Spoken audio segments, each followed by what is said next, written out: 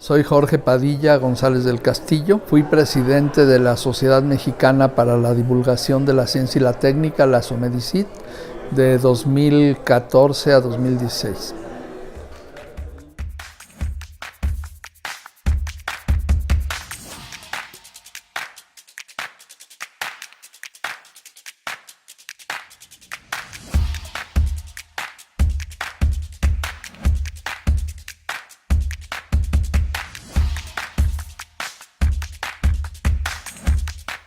Dado que nosotros habíamos realizado estudios similares, diagnósticos de la divulgación en varios estados de la República Mexicana, en un seminario que hubo en Río de Janeiro, en Brasil, se analizaron diferentes metodologías para hacer diagnósticos de este tipo y gustó la nuestra y dado que ya teníamos experiencia nos invitaron a ser quienes coordináramos, utilizando nuestra metodología, esta investigación en América Latina.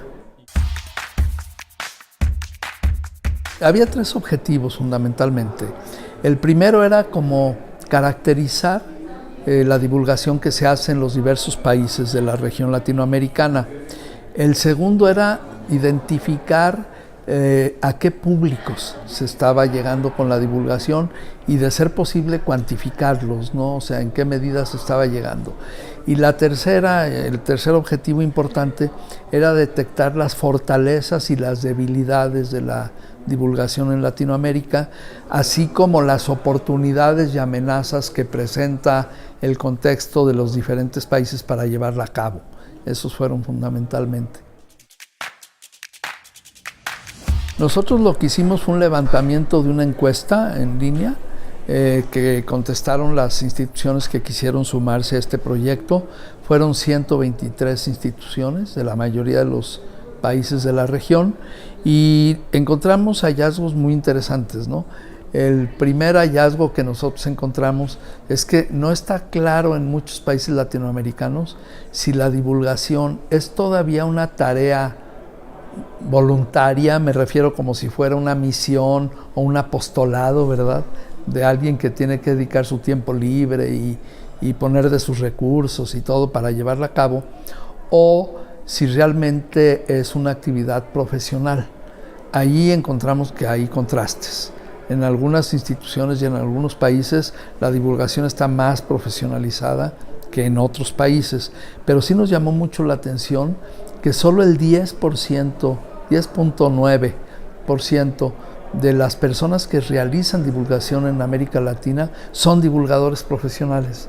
Los otros son investigadores, son académicos, son estudiantes y la mayoría de ellos es gente que lo hace sin remuneración alguna, lo cual por una parte puede hablarse de que pues está muy bien, que es altruismo, que es un servicio a la sociedad, pero por otra parte también entonces significa que la divulgación nunca va a ser profesional, porque si un médico tiene todo el derecho legítimo de ganarse la vida haciendo su actividad como médico, o un arquitecto o un abogado, también el divulgador lo podría hacer, ¿no? Debería también poder hacer divulgación y legítimamente vivir de eso, ¿no? Al mismo tiempo que beneficia a la sociedad. Otro hallazgo también relevante fue que casi toda la divulgación que se hace está dirigida a niños y a jóvenes. Como que estamos enfocándonos mucho a los segmentos bajos de edad y nos olvidamos de los adultos, nos olvidamos de las amas de casa, de los empresarios, de los docentes, de los empleados. Y si queremos lograr realmente una cultura científica general en la población, no solo en los niños, entonces tendríamos que tener en mente que hay que organizar acciones de divulgación también para esos otros segmentos desatendidos, ¿no? Incluyendo a la gente que vive en el campo e incluyendo personas discapacitadas, por ejemplo, ¿no? Por supuesto cuesta más, ¿no? O sea, hay que invertir recursos en eso, ¿no? Por ejemplo, alcanzar a una comunidad rural que hace 3 o 4 horas para llegar allá por caminos difíciles para atender a 300 personas, pues a veces resulta, si lo vemos en términos de costo-beneficio, resulta muy caro en comparación con una actividad en una plaza pública, en un museo urbano, donde uno tiene grandes cantidades de público reunidos, ¿no? Pero yo creo que no podemos dejar fuera esos otros segmentos porque sería otra especie de marginación, sería otra manera de marginarlos, ¿no?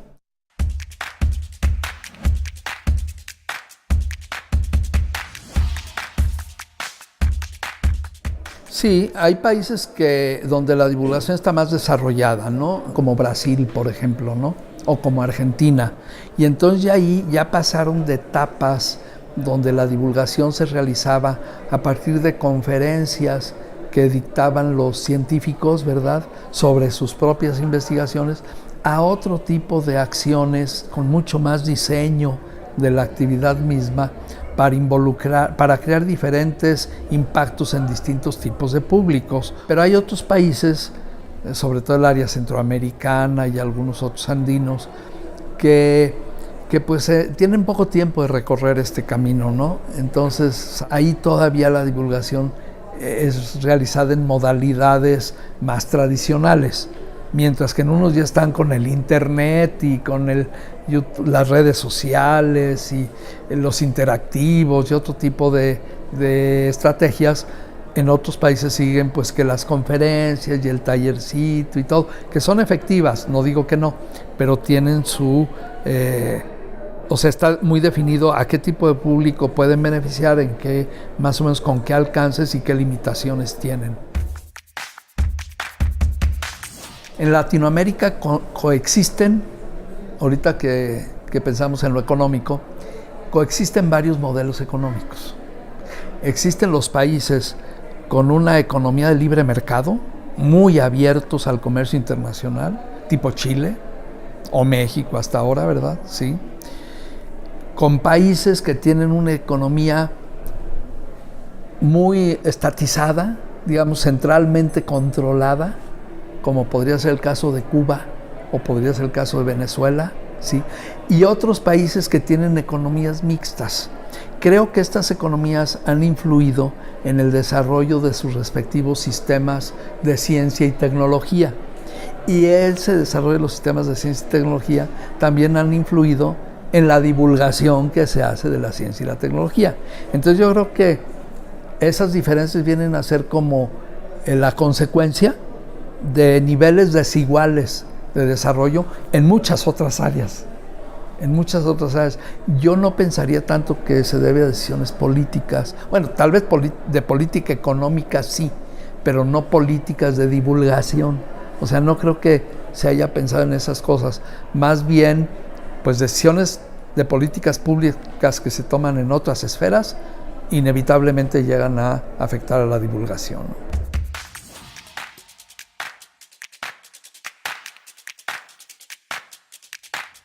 Todavía nos falta caminar mucho en propiciar una mayor valoración. En algunos casos ya no hablemos de la divulgación de la ciencia, sino de la ciencia misma.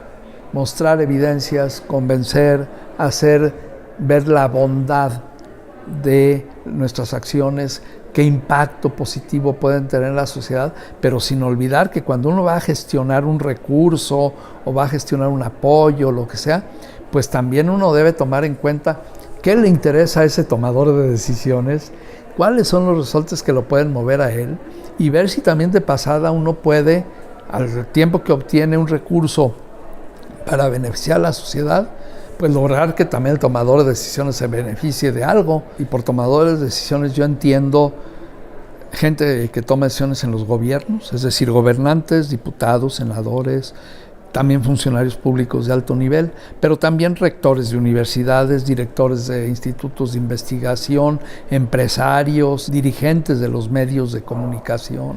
O sea, todos ellos toman decisiones que afectan de alguna manera o de otra a sectores de la población.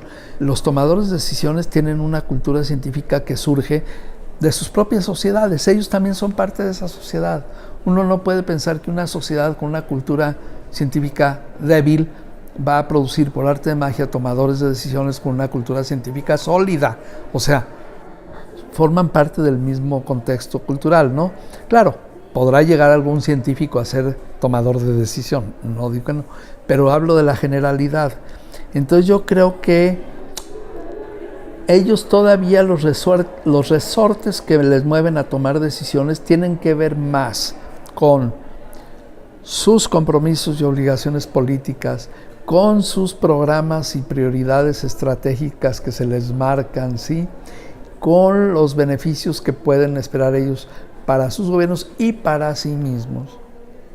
Y no siempre son los resortes que corresponden al beneficio de la cultura de la población. Hay que tomar en cuenta eso. Muchos divulgadores no lo hacen. Llegan solamente estirando la mano y diciendo dame dinero para hacer mis actividades de divulgación, pero no piensan la otra persona qué está pensando, qué es lo que podría motivarlo a dar ese recurso. Y a veces, repito, esa motivación es la imagen pública, el prestigio político, bueno, hay que tomar en cuenta eso. Las principales recomendaciones que surgen de este estudio exploratorio que hemos hecho son las siguientes.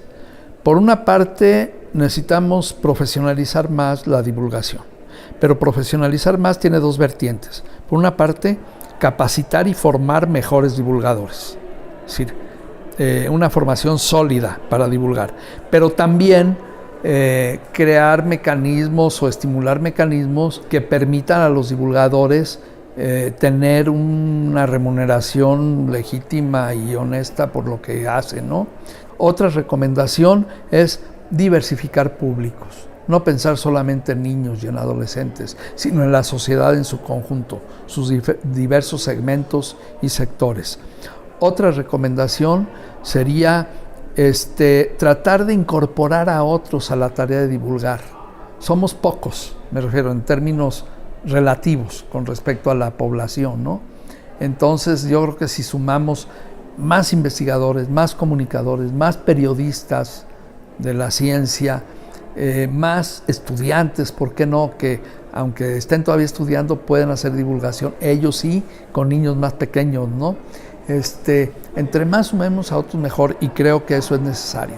Y algo que yo veo muy importante es que las instituciones que hacen divulgación refuercen y fortalezcan su gestión de la divulgación. Muchas de ellas no tienen presupuesto asignado directamente a la divulgación. Ahí los divulgadores van arañando y convenciendo y sacando de donde pueden. 2, muchas de ellas, la mayoría, no tienen un plan institucional de divulgación. Van haciendo divulgación conforme va habiendo oportunidad, ¿no? 3, vinculación.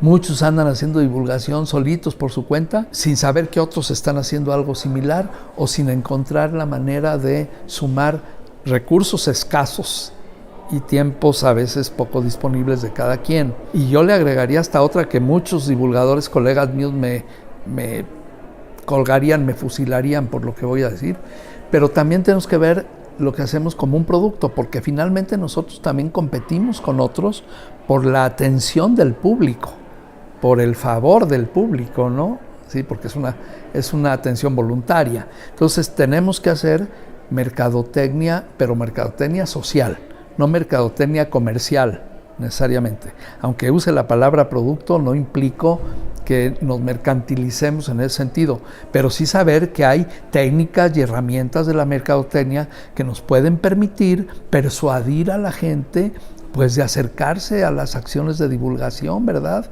Y de descubrir también qué características tienen esos públicos para nosotros tratar de adecuar lo que hacemos a ellos. Así es como los que diseñan productos y servicios tienen éxito al lanzarlos, porque le dan al cliente o al consumidor lo que el consumidor necesita, ¿no?